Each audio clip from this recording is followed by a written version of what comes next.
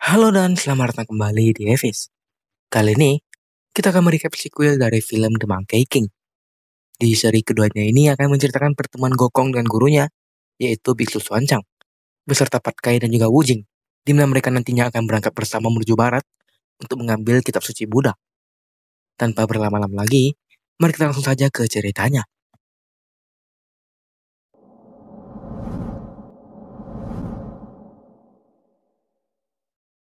Pada awal film kita diceritakan bahwa setelah 500 tahun Gokong dikurung di sebuah tempat, seorang biksu bernama Xuanzang kemudian diutus untuk pergi ke barat dan mengambil kitab Buddha. Biksu tersebut pada awalnya telah diberitahu bahwa dalam perjalanannya nanti, ia akan bertemu dengan 3 orang yang kemudian menjadi pengawal serta pengikutnya. Lalu, cerita kemudian berpindah dan kita dilihatkan dengan sang biksu yang kali itu hendak diserang oleh seekor harimau. Saat harimau tersebut hendak menerkamnya, biksu itu lalu lari ke sebuah gua kecil untuk menyelamatkan diri. Di sana, terdapat Gokong yang saat itu masih menjalani masa hukumannya. Gokong, yang kemudian melihat kedatangan dari sang biksu, kemudian memintanya untuk melepaskan sebuah kain bertinta emas yang bergantung di dinding gua. Setelah sang biksu menarik kain tersebut, gua tempat ia berlindung dari harimau kemudian mulai runtuh. Dan singkatnya, Sun Gokong kemudian berhasil terbebas dari kurungannya. Ia lalu bertarung dengan harimau tersebut. Hingga singkatnya, harimau itu mati dalam keadaan yang mengenaskan. Setelah keadaan kembali kondusif, Gokong kemudian bertanya kepada biksu tentang apa yang sedang ia lakukan di sekitar tempat ini. Biksu itu lalu mengatakan bahwa ia diutus untuk mengambil kitab suci Buddha di barat. Gokong yang mendengar pernyataan dari biksu tersebut kemudian menjadi bersemangat dan mengatakan bahwa ia juga diberitahu oleh Dewi Welas Asih bahwa ia ditugaskan untuk mengawal seorang biksu yang akan pergi ke barat untuk mencari kitab suci. Tak lama setelah itu, dari salah satu kotak bawaan biksu Xuanzang, keluarlah sejenis gelang kepala dan terpasang di kepala milik Gokong. Gokong lalu bertanya tentang benda tersebut, dan biksu mengatakan bahwa ia tidak tahu tentang hal tersebut, karena benda itu diberikan oleh sang dewi. Biksu Xuanzang kemudian melihat sebuah tulisan Sanskerta yang terukir di benda tersebut, dan ketika ia membacanya, Gokong menjadi kesakitan.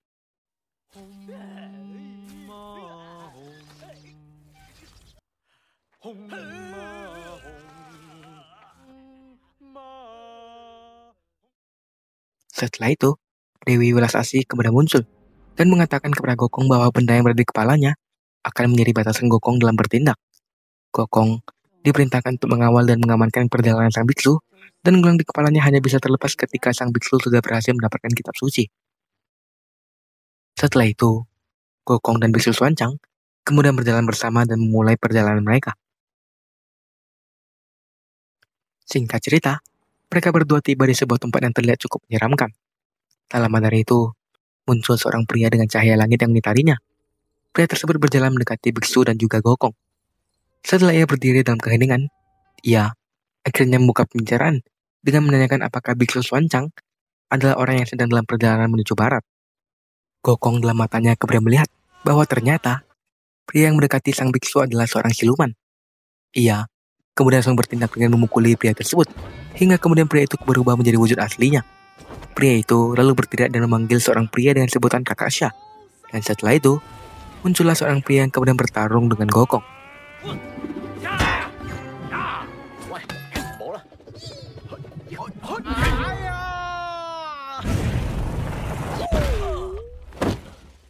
Setelah Gokong berhasil mengalahkan kedua siluman ini, ia lalu mulai menginterogasi mereka.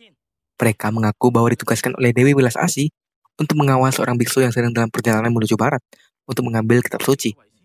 Untuk selanjutnya, mereka berdua akhirnya diterima sebagai pengikut sang biksu bersama dengan Gokong, di mana ia kemudian dikenal dengan nama Patkai, dan yang ini bernama Wujing. Singkat cerita, mereka tiba di sebuah kerajaan. Satu hal yang membuat mereka kebingungan adalah terdapat banyak sekali poster anak kecil yang hilang, yang katanya diculik oleh siluman tengkorak putih. Di lingkungan kerajaan sendiri, sang raja yang mendengar kabar tentang kedatangan biksu Xuanzang bersama 3 muridnya kemudian mengeluarkan perintah untuk menyambut kedatangan mereka dengan ramah di istana ini. Hal pertama yang ditanyai oleh biksu Xuanzang ketika bertemu dengan raja di kerajaan ini adalah tentang banyaknya anak kecil yang hilang karena diculik oleh siluman tengkorak putih. Setelah itu, raja tersebut kemudian menceritakan tentang awal mula kedatangan siluman tengkorak putih di mana ia menculik anak-anak untuk menyantap dan menjaga kemampuannya. Anak yang diculik sendiri dibawa ke sebuah gua yang dikenal dengan nama Bulan Berair, dan tidak ada orang yang berani pergi ke sana untuk menantang sang siluman tengkorak putih. Raja, setelah itu berlutut di hadapan biksu Swancang, dan memohon kepadanya agar mau membantu untuk mengusir siluman tersebut. Di malam harinya, biksu Swancang kemudian berdiri sendirian di sebuah tempat. Tak lama dari itu, muncullah seorang siluman yang merupakan siluman tengkorak putih, yang kini membutuhkan energi dari biksu Swancang agar dapat mempertahankan dirinya dari reinkarnasi, karena ia sudah mencapai 1000 tahun kehidupan.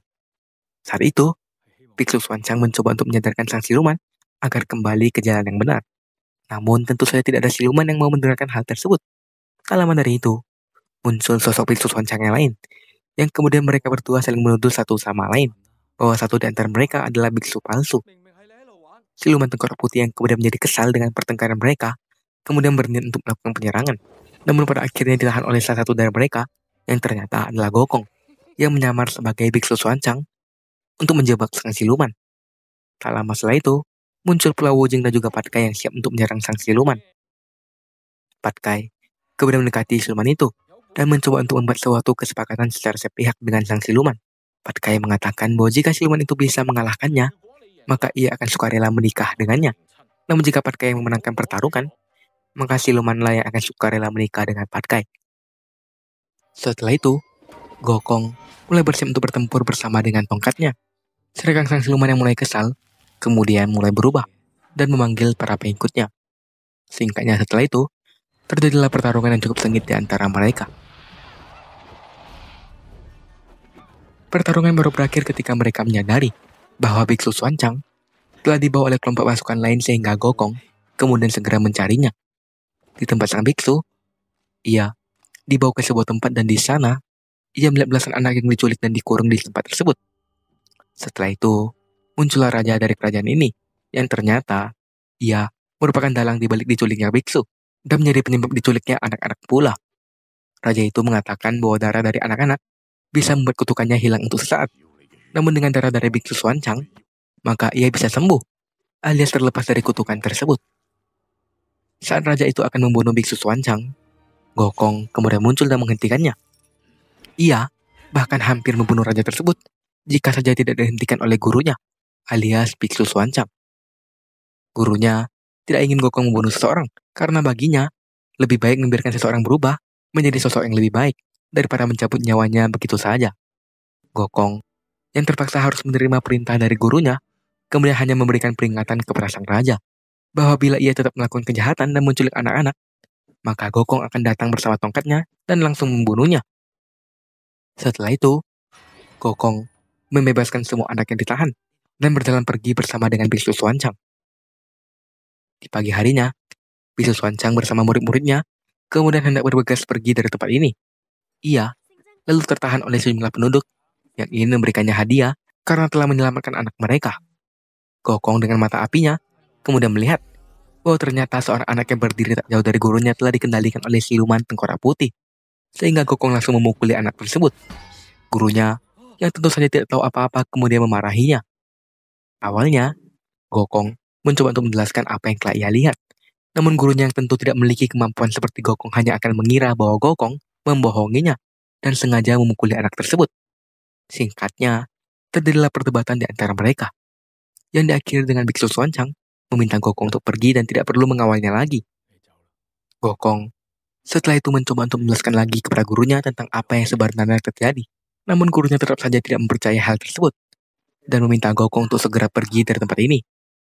Gokong setelah itu berlutut di hadapan gurunya dan berubah menjadi beberapa bagian untuk memohon belas kasihan agar tidak diusir begitu saja.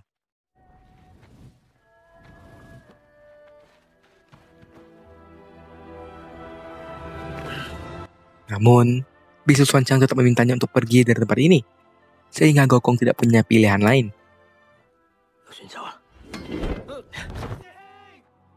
Setelah kepergian Gokong, biksu Swancang kemudian menjatuhkan dirinya ke tanah dan terlihat menangis di sana. Tak jauh dari sana, ada sang siluman tengkorak putih yang menyaksikan kejadian itu. Ia lalu terbang dan langsung membawa biksu Swancang untuk pergi dari tempat ini, meninggalkan Patkai dan juga Wujing. Saat ini, Pat Kai dan Wu Jing telah berdiskusi tentang apa yang bisa mereka lakukan untuk menyelamatkan guru mereka. Sedangkan di tempat lainnya, Gokong sedang meratapi kesedihannya di sebuah tempat dan kemudian terbang untuk pulang ke kawanan keranya. Di tempat Biksu Xuanchang diculik, ia bertanya kepada sang siluman tentang alasan ia diculik. Dan siluman itu mengatakan bahwa jika ia memakan Biksu Xuanchang, maka ia tidak perlu lagi melewati masa reinkarnasi dan dia akan menjadi abadi sebagai seorang siluman. Di tempat Gokong, ia yang saat itu masih dalam perjalanan menuju ke kawanannya, kemudian ditahan oleh Dewi Wilas Asih, yang kemudian memberikan penyadaran kepada Gokong bahwa tidak semua orang bisa memahaminya, dan seharusnya Gokong tidak memaksakan apa yang ia lihat kepada orang yang tidak bisa melihat hal tersebut sama sekali. Singkat cerita, Gokong kemudian tersadar tentang apa yang jadi kesalahannya. Dewi Wilas Asih kemudian meminta Gokong untuk kembali kepada gurunya dan segera menyelamatkannya, karena ia saat ini sedang diculik oleh siluman tengkorak putih. Di tempat lainnya, Pat Kai ternyata pergi ke Gunung Huago untuk mencari Gokong yang sebenarnya belum tiba di sana. Seekor kera tua kemudian mengatakan kepada Pat Kai bahwa Gokong tidak ada di Gunung Huago. Di tempat lainnya pula, Wu Jing tiba di Gua Bulan Berair, di mana ia kemudian terlibat pertarungan dengan ratusan mayat hidup yang sebenarnya hanya tinggal tulang belulangnya saja.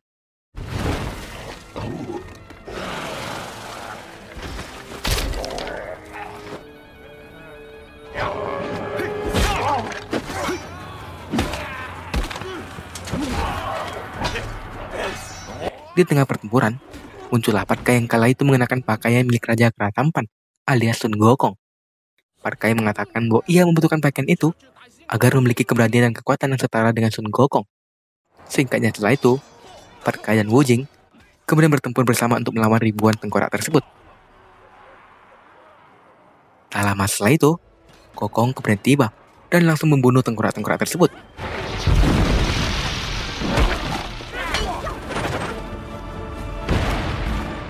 Ia setelah itu langsung melihat ke Gua Bulan Berair yang di dalamnya, sang siluman tengkorak putih sedang menyedot energi dari Biksu Xuanchang. Gokong lalu melemparkan tongkatnya, yang kemudian berhasil untuk menghentikan apa yang sedang dilakukan oleh siluman tengkorak putih. Ia kemudian terlibat pertarungan dengan siluman tersebut.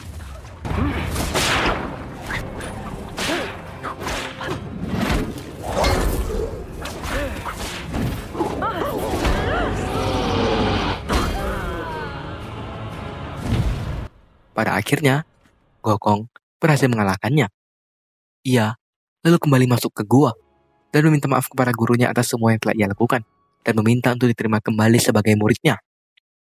Tak lama setelah itu, sang siluman yang sebenarnya sudah mati kemudian berubah menjadi sebuah monster tengkorak yang cukup besar. Gokong kemudian keluar dan bertarung dengan siluman tersebut.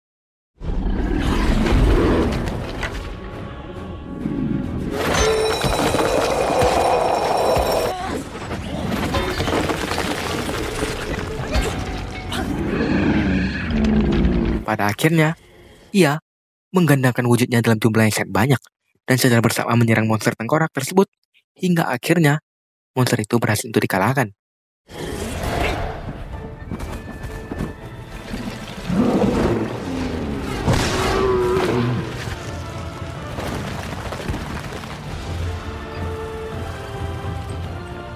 Setelah kematian dari sang siluman, masalah baru kembali muncul karena sebenarnya ritual yang sebelumnya dilakukan oleh siluman tersebut bertujuan agar dirinya bisa mati di dalam tubuh sang biksu, sehingga ia pun kemudian harus mati bersama dengan siluman tersebut agar bisa membawanya ke jalan reinkarnasi, sehingga biksu pun bisa direinkarnasi dan melanjutkan perjalanan mereka ke barat. Satu-satunya cara untuk mewujudkan hal tersebut adalah Gokong harus membunuh gurunya itu, yang membuat film ini kemudian menjadi semakin dramatis. Gokong kemudian mengucapkan janjinya kepada Biksu Xuanchang bahwa ia akan menunggu selama mungkin hingga mereka bisa bertemu lagi dalam kehidupan lain dari Biksu Xuanchang dan melanjutkan perjalanan mereka untuk mengambil kitab suci Buddha.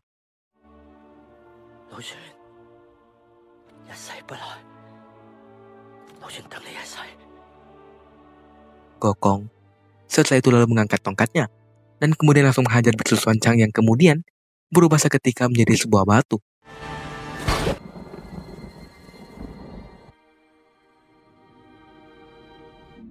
Tak lama dari itu, roh guru mereka kemudian telah keluar dari batu tersebut dan kemudian pergi.